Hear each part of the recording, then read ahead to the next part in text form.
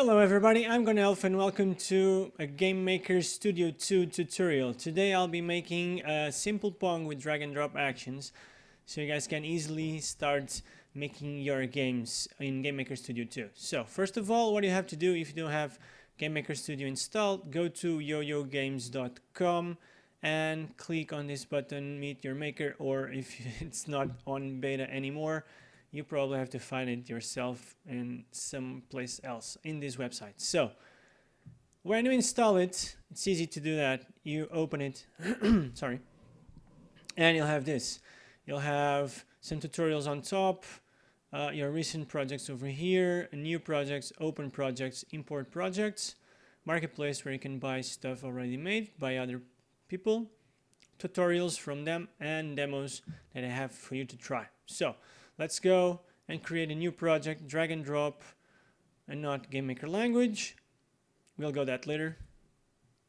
Let's create Pong, drag, drop. Okay. So this is our workspace on GameMaker Studio 2. It's a bit different from the first one. Everything will happen here right now, and you'll have all your resources here. So how does GameMaker works? GameMaker works with objects and actions, and rooms. Everything happens in your room, and you'll need sprites and objects to do everything. So how are we going to start this? First of all, we already have a room created, so we'll go to the room and edit and see what happens here. So the room is like your center stage of your game, so everything happens in here.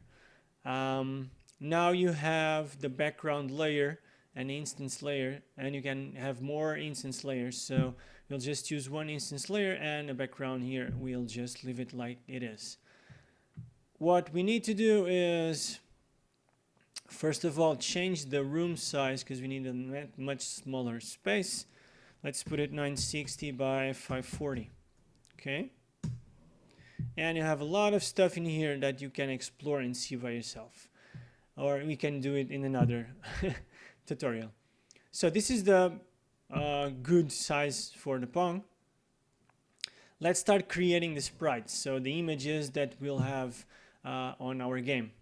First of all, click on the right button. We'll have the create here on this pop-up menu, and then you create a sprite. This is a sprite. It's on your workspace, and then you can have the room here. Everything is separated right now. So first of all, we have our image here. You can scroll it up and see what happens. If you press Control, you can zoom in and zoom out. Or here, you can use it here. Now you can animate here too, which is pretty cool. But now we're not going to animate anything. So first of all, change the name here of the sprite. Usually I'll go with SPR pad.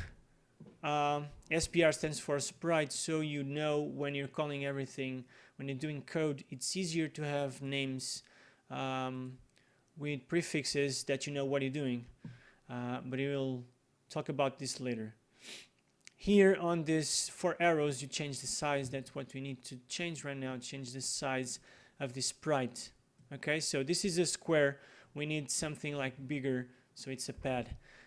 We go here and resize the canvas, and we click here and tick this box that says and maintain aspect ratio. Otherwise we'll always have a square. That's not what we want. So the height will be 5. We'll need it 32 here, and because we're going to do 32 by 32 game. And our height will be 160. That's 5 times 32. So we need to apply that. And then we have our pad. But it doesn't have any color. This is transparent. So we need to go here and edit image. Click here. And then we have our image. You can paint it up and do whatever you want in here. But what you're going to do is get the fill tool, this bucket here, and then just left click and then paint it all white. This is what we need. We need a white pad on a black background, a black canvas. So this is done. We just have to close in here to save it. And it's saved. And here in our workspace, we have the pad. So let's do another sprite. Let's create the ball sprite, as you can see, our workspace has everything open up in here. You can close it up if you don't want to see it. It's up to you guys. Here we need to change again the size, but now we can maintain the aspect ratio because we need 32 by 32, and it's done. You press enter, it's done. Now you go to edit and edit here with the bucket again and paint it white. This is our ball. I forgot one thing, that is change the name. We can change it here right away, sprite ball, which is pretty cool. So we have our ball and we have our pad done. Now we need to make objects. The objects are the things that you can change and you can give actions to work. So we need objects. The sprites won't do anything by themselves. Another thing we need to change is the collision of the ball.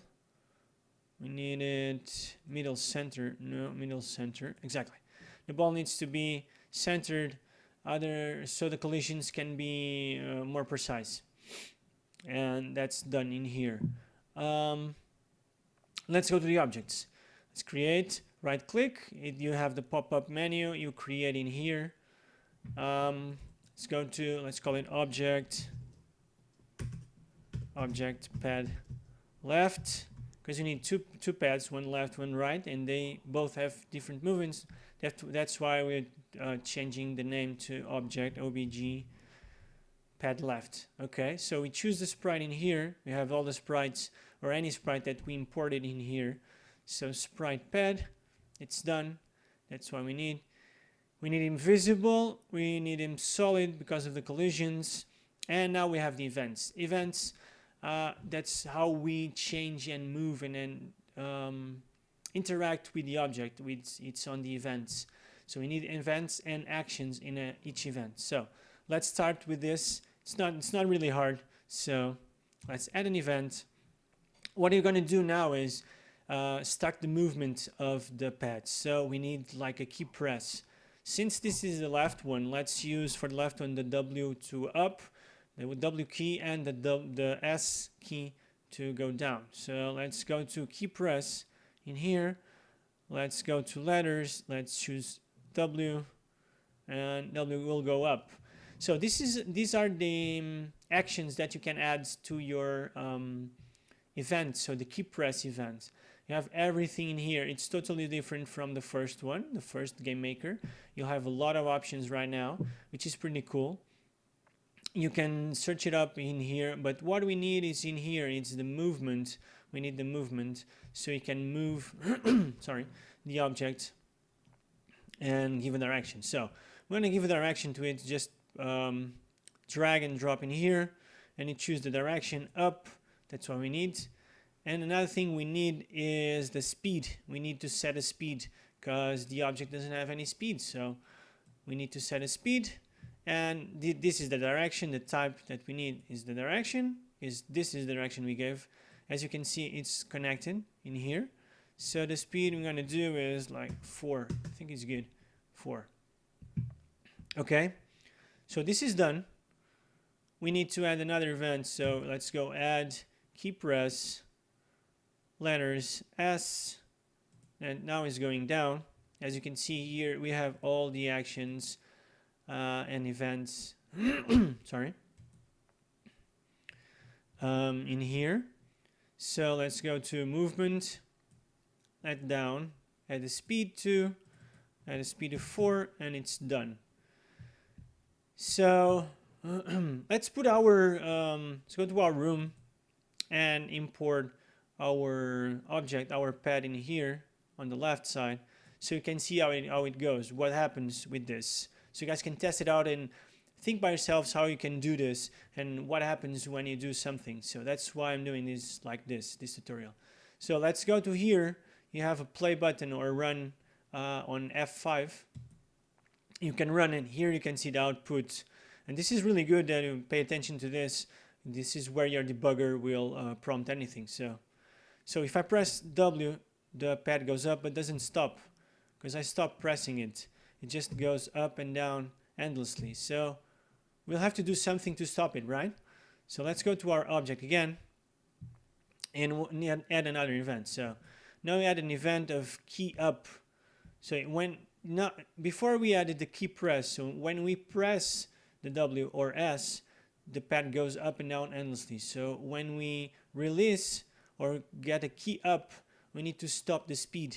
That's what we're going to do. So we go to S, W, and go to movement here and choose the set speed to 0. That's what we need. Another thing that you can do with actions and events, you can duplicate an event, which is easy to, if you want to do the same thing for 2 events. This is one of the opportunities to have to do this.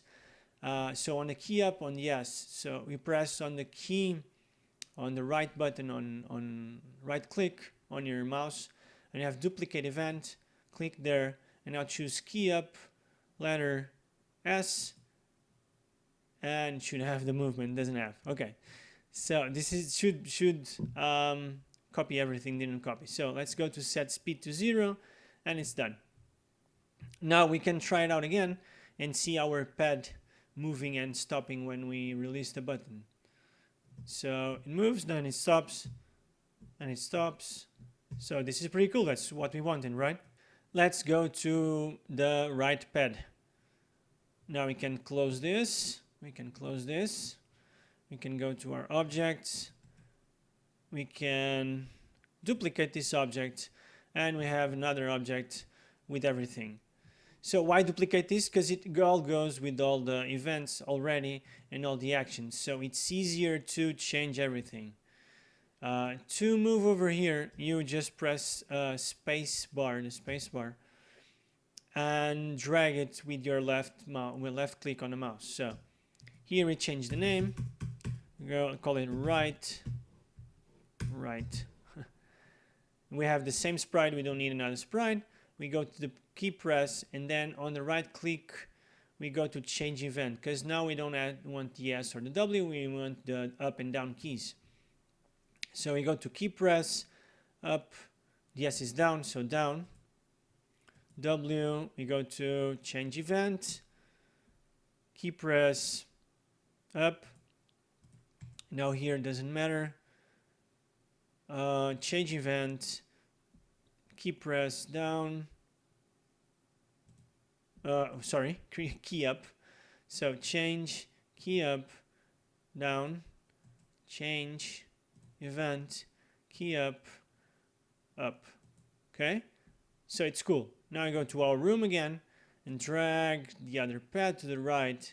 So there, yeah, I think, good. Let's play, see how it goes. So now we have 2 pads, one moving with the keys, the up and down, and one with the S and W. So that's pretty cool. It's already working and stuff is moving, so that's what we wanted. Congratulations, you started making a Pong. So let's close all of this. No need this or this. Now we go to the ball. So we have our sprite. We can create our object ball. Let's just do that. Object, obj, ball. Choose the sprite ball. There we have it, 32 by 32. Let's create a solid. And now let's add an event. We need an event so the ball starts moving right away. When the room starts, the ball starts moving right away. So we can go do that on the create event. So as soon as the ball or the object ball is created, you get something moving right away. And that's what we want. Let's go to the movement. So here you can choose the set direction to random. That's what we want, a random direction. So we choose the 4 corners. So the ball chooses where to go right away. This is it for the ball. Let's go to the room and see what happens. Room, okay. Double click on the room, drag the ball into the field. This is not stepping to grid because of the anchor point of the sprite is in the middle right here. So don't worry about that. Let's hit play and see what happens right now. So the ball will choose. Oh, nothing happens. So we still need one thing, very important, the speed. So let's set the speed of the ball bigger than the speed of the pads, and let's hit play and see what happens.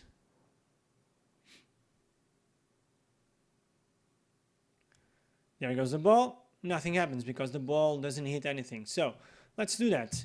Let's bounce the ball. Let's do some walls. For that we need to make another sprite. Let's create another sprite and let's edit the size on the arrows, and let's do it 32 by 32. Done. Let's go edit image. Let's paint it all white. Done. That's pretty cool. Okay, I can close this. Can change the name in here too. Sprite wall, SPR wall,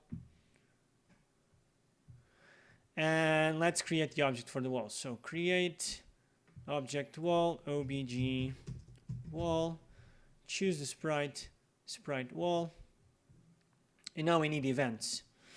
We need to get the collision events of the ball on the wall. So since we're gonna have the collision events for the ball and the walls and the ball and the pads, the best thing to do is to get all the events on a same spot. So we're gonna do everything on the ball and not on the other objects. So let's go back to the ball. There we have it. And let's add an event. Let's add a collision event. So collision event with the object wall. That's what we need. And what we're gonna do is reverse the movement. So this is what we need. Reverse the movement. We choose in here, goes direction, not the direction. This way will go just right back from where it came from. And here we need to change it horizontally. So we want it to come from the left and go to the right. So it's horizontally changing, reversing horizontally. Okay. So let's go to our room and add the walls because we don't have the walls. One thing that you may notice is that the wall is a small object and you need all the wall over here. So what we can do is we can stretch this object, which is pretty cool, and get the wall right away. It's pretty big, that's what we want. Now we can copy and paste this with Control C and Control V, and we get the second wall. That's all we wanted. Okay, and let's right away add the ball collision with the pads so we get the game going. So let's do collision with the left pad, and in the reversal here you have the recently used actions, which is pretty easy to reuse actions. I think it's a neat feature. And here we need to change it vertically, not horizontally, because it's the pad and it's vertically aligned. And now we need to add another event to collision, pad right, and reverse again vertically. Okay, so let's go to our room again, check if everything is on place. Everything is in place. Let's hit play and see what happens. Let's see our ball moving and colliding with the wall. So apparently I made a mistake. Probably this is vertically, exactly, and these are horizontally. Sorry about this. Let's test it out.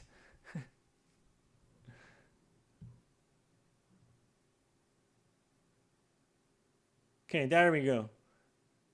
We don't have collisions with the pads. Something happens. So let's see what is happening in here. Let's go to the object again. Probably the problem is, I know what it is. We need to, where is it? Collision mask. We need to get the collision mask working. And this is a rectangle. So the collision mask uses, as the name says, to collide with something. As you can see, it doesn't work well. So we need to do here is precise, which it says it's slow. We can do it rectangle and then change the rectangle to the size that we want. So That's what we want, 32 by 160. And then we have our collision mask, and we need to change the collision mask of the ball too. This one would be easier. It has the size, but you need 32 by 32. That's the extra size of the ball. And the wall too. Double click, we get the wall, we get the collision mask of the wall, and it's 32 by 32 again. Okay, just change everything like this, and now we'll have the collisions ready. Let's see how this goes right now. There we have it. There we go. So now you have your Pong working. The only thing is missing is you getting the first of all colliding this. It's not working, and you get the score. So let's do this. Let's add to the walls, or no, to the pads, add an event of collision with the walls. So if the pad collides the wall with the wall, we need the speed to go to 0. That's what we want, to stop the movement, right? So we have to the pad left. Let's go to pad right, double click on it, add an event, collision with the walls, set the speed to 0, and all should be good. Let's test it out again. There we go. It stops right there, and goes up and stops right there. Okay, so we have our Pong working. It's pretty cool. And the pad stopping and everything going, so you can play with someone else and try it out by yourself. So this is it for today. On the next tutorial, I'll be teaching you how to keep scores and speed up the ball, which is going to be easier to do. So thank you all for watching this tutorial. Don't forget to hit like if you like the tutorial, subscribe to get more stuff, more tutorials, and don't forget to comment if you liked it and you want to see something else, you want me to do something new, some other tutorial, and see you soon.